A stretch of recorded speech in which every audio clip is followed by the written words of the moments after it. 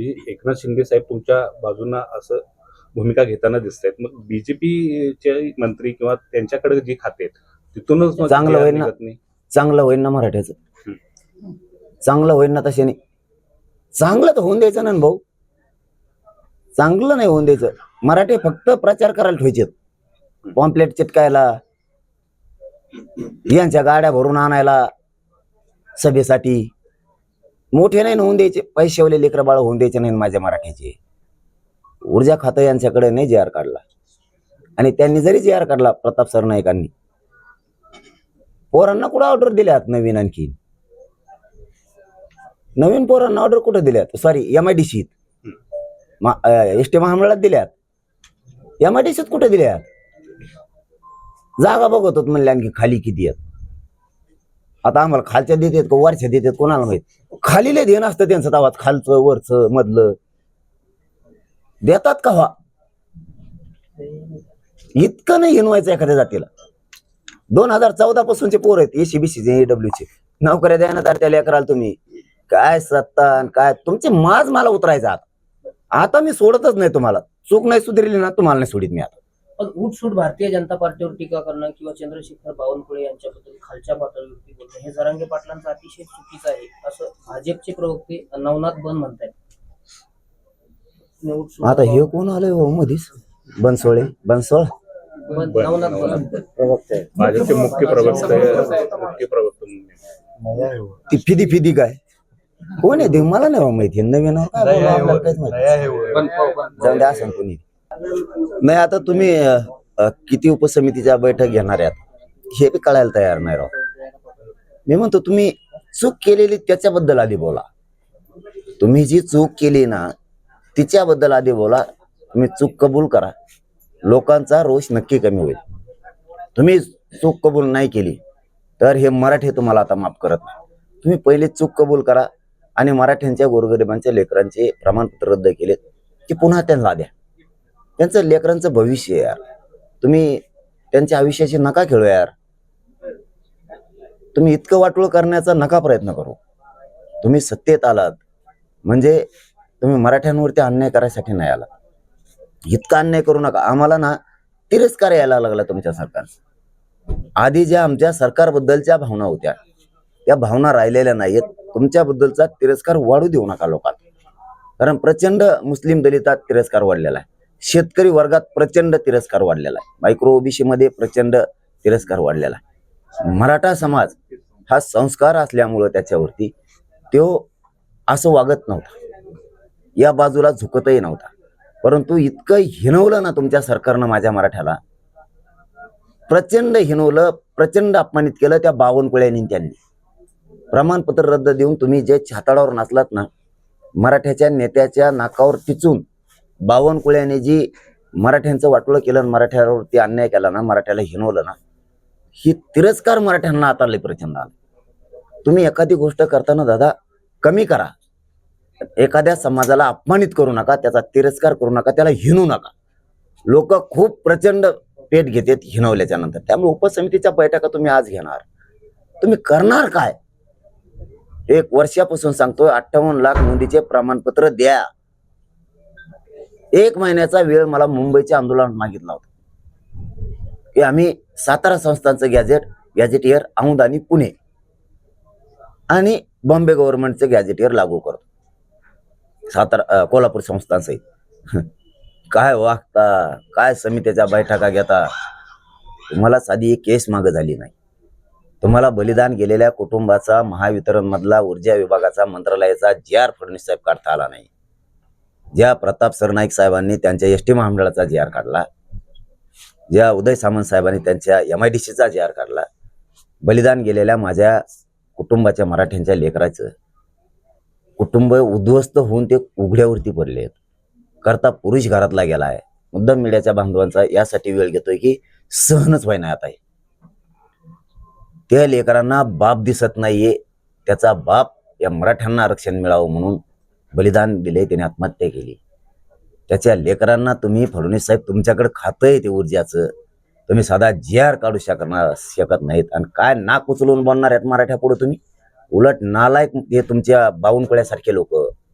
मराठा समाजाचे प्रमाणपत्र रद्द करतायत आणि फडणवीस तुम्हाला मराठ्यांनी सत्तेवर बसवलं तरी बिनलाजासारखं तुमच्यातलं एकही त्याला चूक झाली म्हणत नाहीये. किती शोकांतिक आहे. अरे माझ्या मराठ्यांच्या नेत्याने तरी स्वतःच्या जातीच्या लेकराचं तुमच्या डोळ्यात देखता हे तुमच्या छाताडावर नाचा लागलेत, प्रमाणपत्र रद्द करायला लागलेत, तरीही तुम्हाला आमदार मंत्री आणि खासदार म्हणायची मराठ्यांचे असल्यामुळे आम्हाला लाज वाटते राव. तुमच्यात थोडं तरी कसं रक्त उसळाना छत्रपतीचे शिवरायाचे विचार घेऊन चालता. प्रत्येक प्रचाराला नारळ फोडताना छत्रपतींच्या पुतळ्याला नारळ फोडता. छत्रपतीचे विचार घेऊन चाललो म्हणतात, बहुजनांचे विचार घेऊन चाललो म्हणतात, तुम्ही शाहू फुलेंचे आंबेडकरांचे विचार घेऊन चालतो म्हणतात. अरे ज्या शाहूराजांनी सगळ्याला आरक्षण दिलं त्यांच्याच लेकराचे प्रमाणपत्र रद्द करायचं महापाप हे करायला लागले तरी मंत्री आमदार बोलत नाहीत मराठ्यांचे. आजच्या कॅबिनेटमध्ये या मराठा मंत्र्यांनी बोलावं असं वाटतंय. मग बोला नाही तिकडं मग समाट्यात जा. आम्ही तुम्हाला नीटच करणार आहे. किती दिवस असेल जगणार आहे दादा. आम्हाला काय मर्यादा आहेत ना. 3 वर्ष झाले ते आंदोलनाला. तुम्ही 3 वर्षातही काय करत नाही येत म्हणल्याच्या नंतर आता आम्हाला आमच्या पद्धतीने न्याय घ्यावा लागणार आहे आणि एखाद्या वेळेस मुंबईलाच आंदोलन करण्याचा निर्णय होऊ शकतो. 100% मराठे मुंबईलाच जायचं म्हणणार आहे. मुंबईतच आंदोलन होऊ शकतं. आता पुन्हा एकदा हा सरकारला एल्गारच असेल, कारण मागच्या वेळेचं सुद्धा आंदोलन सरकारनं बघितलं होतं. तुमचं ताकद जी दाखवली होती तुम्ही, पुन्हा एकदा आता ताकद दाखवण्याच्या तयारीत मराठी दिसतात. आता तिकडून पण येणार सुरत मार्गे. हरियाणा, मध्य प्रदेश, राजस्थान, बडोदा, गुजरात, मध्य प्रदेश, समुद्रामार्गे गोव्याकून चौकून मराठी येणार आहेत. एखाद्या वेळेस कदाचित मुंबईतच आंदोलन होण्याची शक्यता आहे, कारण मराठ्यात तीच कुजबुजी आहे. मी कुजबुज ऐकतोय, मी विनंती करतोय जे आपण अंतर्वालीतच करूया, परंतु मीडियाला जर कधी काही गोष्टी सांगितल्या नाही तर मीडियाचा मग माझ्यावरचा विश्वास उडत. मग मायाने रात पोटात हे 2 दिवसापासून खलबत चालू आहे की पाटील मुंबईतच जायचं. सगळे मराठी कामं बंद करायला तयार आहेत, नोकऱ्याला रजा द्यायला तयार आहेत, व्यावसायिक कुलप लावायला तयार आहेत, त्यांच्या व्यवसायाला बंद करून यायला तयार आहेत. गरीब मराठी शेतातले कामं सोडायला लागलेत. सगळ्यांचं म्हणणं आहे मुंबईतच आंदोलन करायचं. 29 तारीख ही मुंबईचीच असणार आहे की मग ते काही सांगता येत नाही बाबा. आता तरी शक्यता 100% शक्यता आहे की मुंबईतच होऊ शकतं, कारण यांचे फसवणं हे मराठ्यांच्या जिवारी लागलंय. सत्य असून सुद्धा मराठ्यांचे प्रमाणपत्र रद्द करायचं हे मराठ्यांच्या जिवारी लागलंय. सहनच व्हायला तयार नाही. काय सहन करू राव. मग तळपायच्या आगमस्तकाला गेली. शपथ सांगतो मी राजकारणी नाहीये, स्वार्थी नाहीये, मला नाही सहन होत. मी गरीबाच्या कुटुंबात वाढलो, त्याच्यामुळे मला ना गरीबाचे जाणे. तुमचे उद्या काय हाल आहेत ना मला माहिती, माझे काय हाल आहेत ना हे माझ्या समाजाला माहिती. त्यामुळं ना आणखी नाही कट्टर गरीब मराठ्यांचं रक्त आमच्या अंगात खेळतंय. माज मस्तीचं गर्व झालेलं रक्त आमच्या शरीरात नाही खेळत. त्यामुळे आम्हाला आणखी नाही मराठ्यांची पोरगी 1% हुकली तर ती रडताना कशी रडती ते आमच्या डोळ्यापुढे येत आहे. मराठ्यांच्या पोराला फीस भरायला पैसे नसलं तर ते किती आई वडिलांच्या मागं लागतं की कोणाकोणतरी उसने घ्या आणि मला तिथं पैसे भरा, मी 100% पास होऊन मार्क मिळविणं नोकरीला लागल. त्यावेळेस ते कसं रडतं, त्या चेहरा कसा असतो तो आमच्या डोळ्यापुढे येतो. त्यामुळे मला नाही सहन होते. गरिबांचे लेकरं हुशार आहेत, परंतु आरक्षण नसल्यामुळे ते वायाला चाललेत. आणि नेमकं बावनकुळ्याने ते तेच करायला लागले, शिरसाठण बावनकुळ्या. मग आता मला ते सहनच होत नाही. मी आता मरायची तयारी दाखवलेली. मी ना मला खरंच लय चीड आली. इतकं वाईट सरकार नसूनही की त्यांनी गरीब मराठ्यांवरती इतकं मोठं षड्यंत्र रचून मराठा समाजावर अन्याय करावा बावनकुळ्यासाठी. तुम्हाला एक बावनकुळ्या पाहिजे फक्त फडणवीस साहेब, मराठी नाही पाहिजे तुम्हाला. शिंदे साहेबाला तो फडणवीस या पाहिजे, तो शिरसाट मराठी नाही पाहिजे. ज्या मराठ्यांनी तुमची उंची वाढवली, अरे त्याला तुम्ही पायाखाली तुडविणार का? एवढं सोपं समजू नका तुम्ही दोघं सुद्धा. मी ना लय तराला लागलोय. आता तुम्ही जे करायला नको होतं ना तेच केलंय. तुम्ही आणखीनही सांगतो चूक सुधरा बरं का. हाताच्या बाहेर गोष्टी जाऊ देऊ नका. तुम्ही चूक सुधरा. मराठ्यांच्या नेत्याला सुद्धा प्रामाणिक सांगतो, आम्हाला रात्री फोन येतात. दिवसभर मी दौऱ्यात असतो, दिवसभर आलेले फोन रात्रीच्याला हे होत आहे. सगळ्यांचं म्हणणं आहे 100% पाटील मराठ्यांचे मंत्री आमदार खासदार मराठ्यांचे सत्ताधारी आणि विरोधातले ते म्हणतात पाटील तुम्ही म्हणताय 100% आम्हाला पटताय, पण बोललं की आमच्या ढोंगावर लात मारते म्हणून आम्हाला बोलता येत नाही. महाविकास आघाडीतले म्हणतात बोललं की ते चौकशी लावतात पाटील, नोटीस पाठवतात. सत्तेतले म्हणतात आमचं पण खूप मोठं साम्राज्य आहे. मस्त तुम्ही खरं बोलताय, आमच्या पण जिवारी लागलंय, पण विलाजच नाहीये. पेपर फोडून झालेला अधिकारी आहे का तू? तो कालपासून स्तुती करतो, तुला अक्कलच आहे नाही. तो कालपासून स्तुती करतोय की तुम्हाला एक स्टेटस असतं, तुमची एक दर्जा असतो, तुम्ही बुद्धीचा वापर करून शिकलेला असतात, कोणत्या मंत्र्याच्या उपकाराने तुम्ही लागलेला नसतात. जे खरं असं ते करावं. मराठ्याच्या भानगडीत पडू नको, प्रवक्ता वकिली करू नको, दलाली करायचं काम तुमचं नाहीये, तुमचं अधिकाऱ्यांचं.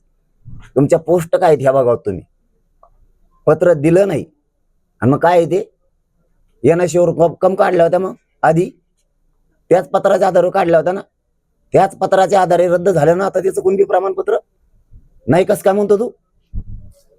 मीडियाला कसं काय आलं? कोणत्या मंत्र्यांनी घ्यायचं सांगितलं तुला? बावनकुळ्यात फोन करतो.